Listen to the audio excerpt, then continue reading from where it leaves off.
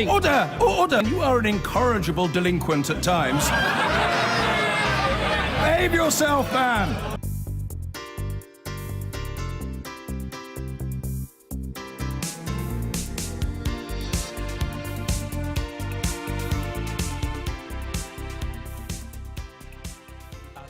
Now, a damning report has revealed that police evidence of inadequate midwives was ignored for years by the watchdog that was supposed to be overseeing their care. The report looked into the Nursing and Midwifery Council's handling of the scandal, in which 11 babies and one mother died at Furness General Hospital.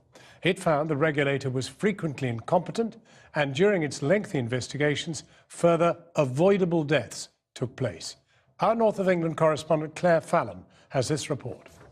For more than a decade, Furness General was a place where mothers and babies were put at risk, where poor care cost lives. But now it's the investigators who've been investigated, revealing they knew about the failings and didn't stop them.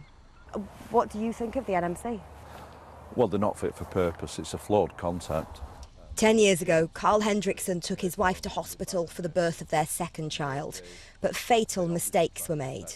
A day later, he went home and told their 5-year-old that his new baby brother and mother had died. The Nursing and Midwifery Council's job is to uphold standards and protect the public. The opposite happened. How would you describe the way that you've been treated by the NMC? Cruelly. They treated me borderline evil. They were cruel to me and my family. We can't change what happened. I can't bring my wife and son back. But the pain that has been inflicted on my family by the NMC not acting, by not cooperating, by lying to me, by saying there was no case to answer, when in fact they never even investigated my complaint. That is very painful to learn.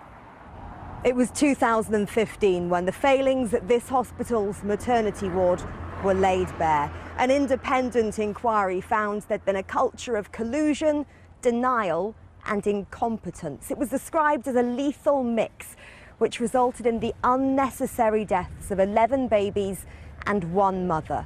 And now we know it wasn't just the hospital failing in its duty to protect lives.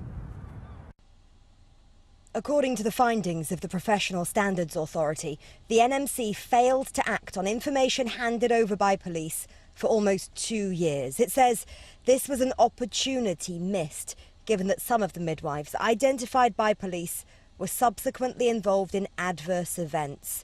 The report also details the obvious concern over delays dealing with allegations, saying it took more than 8 years between the first complaint and the final fitness to practice hearing.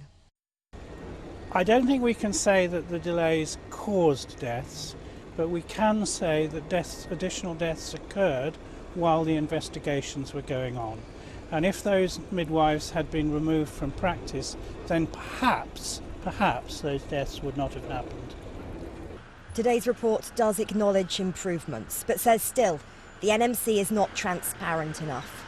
Perhaps no surprise then that our request to interview the Chief Executive, Jackie Smith, who announced her resignation just 2 days ago, was turned down.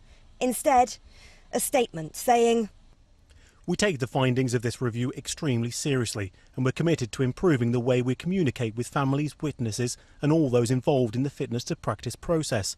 Since 2014, we've made significant changes to improve the way we work."